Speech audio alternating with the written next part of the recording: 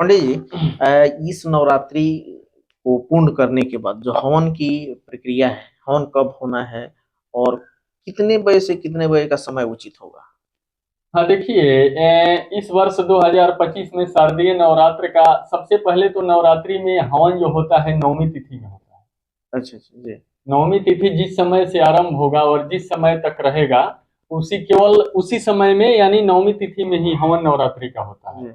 तो इस पारण दशमी में होता जी, पारण दशमी में है। जी, होता है, जी। विसर्जन दशमी में होता है। विसर्जन दशमी। तो इस वर्ष नवमी का शुभारंभ है 30 सितंबर को ही हो रहा है, दिन में 1:45 के बाद। अच्छा, अच्छा, अष्टमी के दिन ही। अष्टमी के दिन ही। जी, जी। तो 30 सितंबर को अष्टमी के बाद नवमी 1:45 से हो रहा है, तो हवन का शुभारंभ है 30 तारीख को ही दिन में 1:45 से होगा और 1 अक्टूबर को 2:27 तक नवमी हो रहा है। इसमें नवमी तिथि का वैल्यू होता है। अच्छा, अच्छा। तो नवमी तिथि का शुभारंभ 30 सितंबर को 1:45 से हो रहा है। जी। 1 अक्टूबर को 2:27 तक नवमी तिथि हो रहा है। इसलिए इस वर्ष नवरात्रि का हवन 2 दिन होगा, 30 सितंबर को 1:45 के बाद से लेकर के और 1 अक्टूबर को 2:27 तक।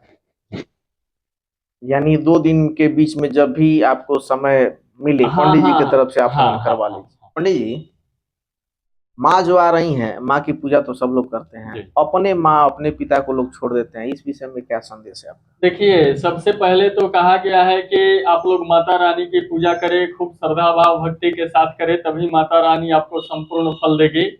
लेकिन उससे पहले मैं आप लोगों से एक बात कहना चाहूंगा। कहा गया है कि जिस घर में माँ बाप हंसते हैं उस घर में साक्षात भगवान बसते हैं। ठीक है। कहा गया है कि सूखी उम्मीदों की कोई डाली नहीं होती और खाली खेत की रखवाली नहीं होती।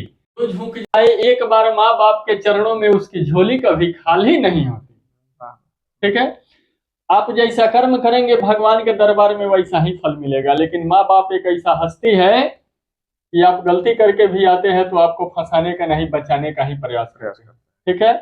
तो आप लोग माता रानी की पूजा अवश्य करें, लेकिन माता रानी की पूजा करने से पहले उस माँ की पूजा आप लोग अवश्य करें जो माँ 9 महीना गर्भ में रख के पाल के आप लोगों को माता रानी की पूजा करने के लायक बनाई है।